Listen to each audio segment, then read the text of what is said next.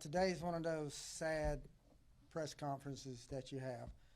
Last Friday, parents and this community experienced probably one of the greatest fears that a parent or a community can have, and that's the loss in a tragic accident of a 3-year-old. And I will use that word again, an accident. There was nothing intentionally done by anybody that caused the death of this 3-year-old. Amari, I'm going to put Amari's picture up here. As you see, she's a bright, smiling, energetic 3-year-old who was home last Friday.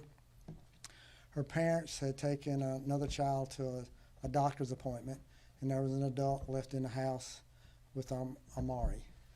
At some point, Amari went outside. She just opened the door and went outside.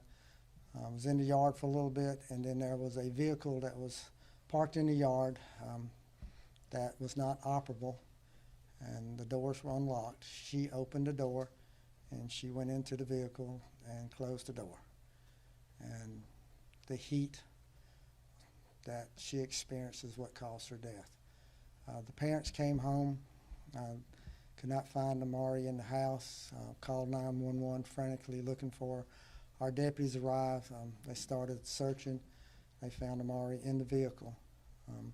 Our deputies did not wait for EMS. They knew that if they were going to save her life, that they needed to do something immediately. So you had 2 deputies that started life-saving measures, CPR, with her immediately. They put her in the back of a patrol car while they continued to work on her. Another deputy drove the car. We had other deputies that basically escorted her to the hospital, trying to get there. The whole time, though, they were working on her in the back of the car. Unfortunately, it was too late at that point. I know the community and people always create different scenarios. Well, did the parents leave her in the car unattended? Who's going to be arrested? None of that's going to happen. This was a tragic accident. These parents loved this little girl. She loved playing with bubbles. They wanted me to talk about that today, that she was just a perfect little 3-year-old child, loved playing with bubbles.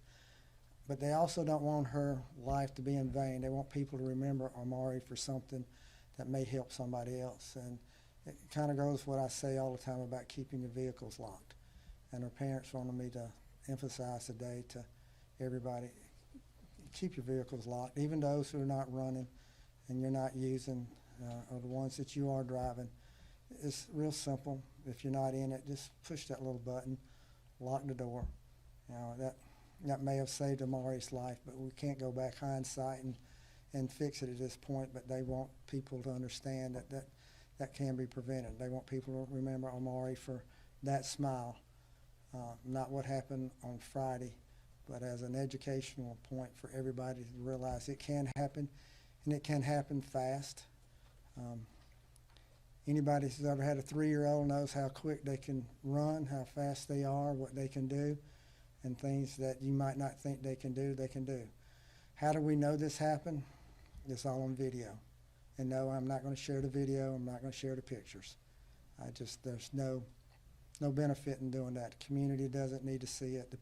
The family's seen them, and that's the most important ones. They've seen what happened. And our investigators who work the case, they've seen it too. But what I'm telling you is what's on film, is what we've seen and what we can verify. It was just a tragic accident that happened last Friday. And let's just hug your kids, take care of them, lock your doors. If there's a message today, is that lock your doors. You could save somebody's life. The heat is here. It doesn't take long. It doesn't take long at all as the summer comes. So let's lock our doors all the time. Questions?